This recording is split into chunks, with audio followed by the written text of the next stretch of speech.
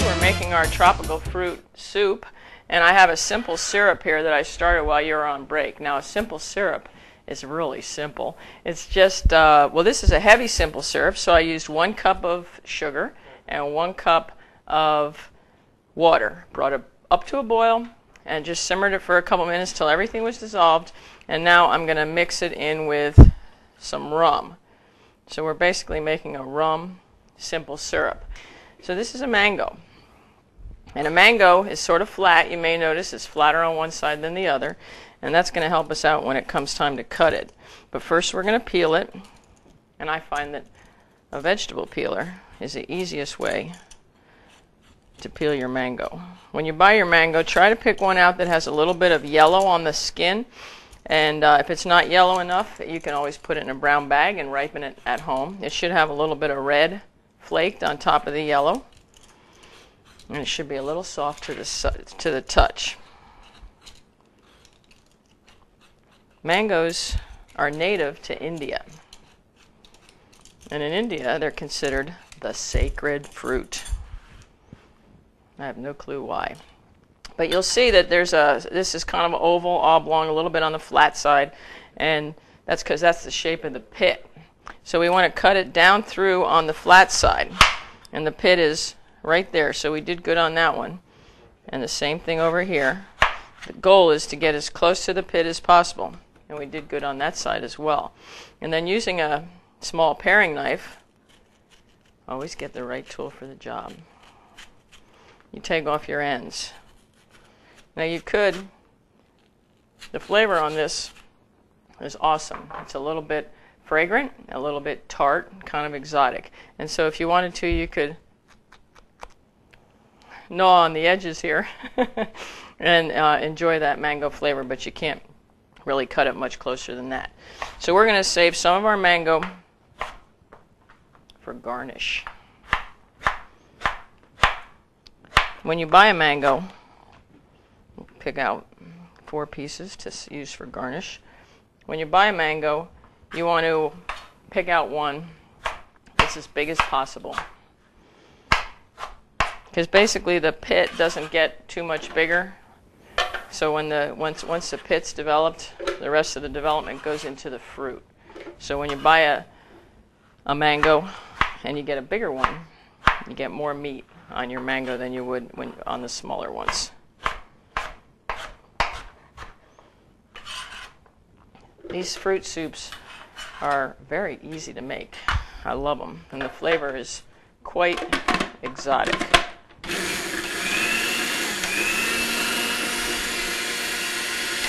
This is a mango nectar, and mango nectar is just mango juice in a can, and that's what we're going to use.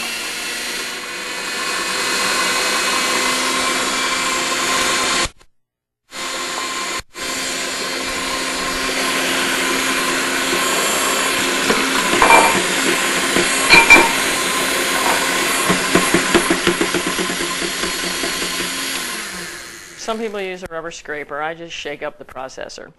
So we don't need all the can. You have to kind of decide based on the thickness of your soup and if you're happy with the thickness. I think we can put a little bit more. And we're going to season it with nutmeg.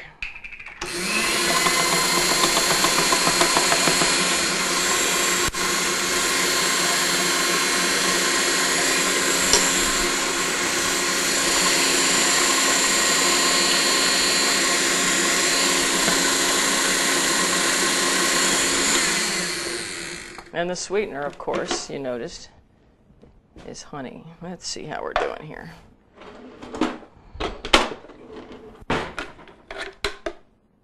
So this is kind of a judgment thing, depending on how sweet or ripe your mango was. And then you decide how much nutmeg, how much honey you want to put in. Well, that's very nice. I think we can go with just a little bit more, though.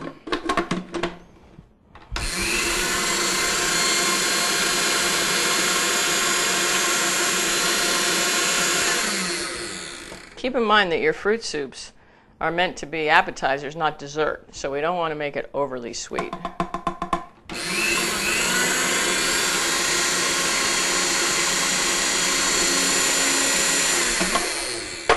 Beautiful, beautiful. We'll set this one aside, and now we're going to make our banana soup. And I can smell that mango up here.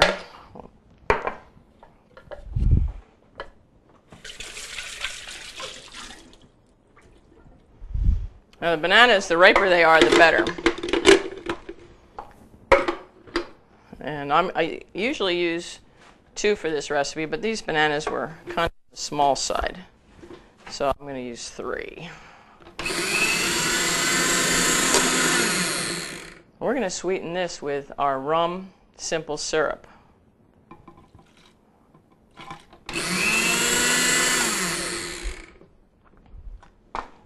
So when you go to the store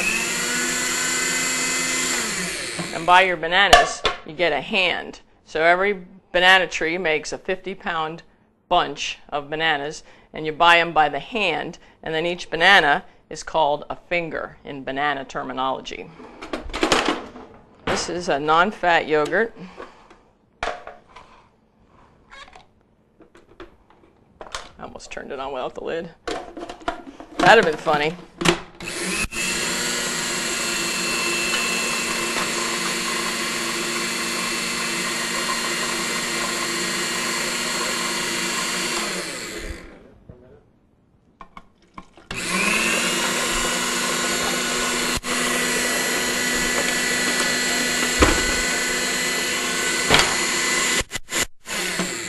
So let's see how we like the flavor here. It looks nice. Now when you make this, I can't taste the rum. When you make this, it really is a good idea to get both these soup chilled very nicely.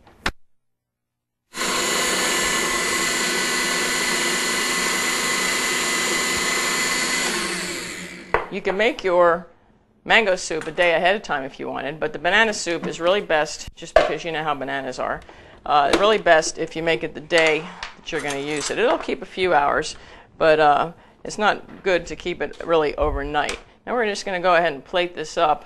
If I had a plate, I'd be all set. Excuse me 1 minute. Whoa. Got to watch out for these palm trees around here. Bowl is what you want to use. You pour both your sauces, both your soups in at the same time, at the same pace.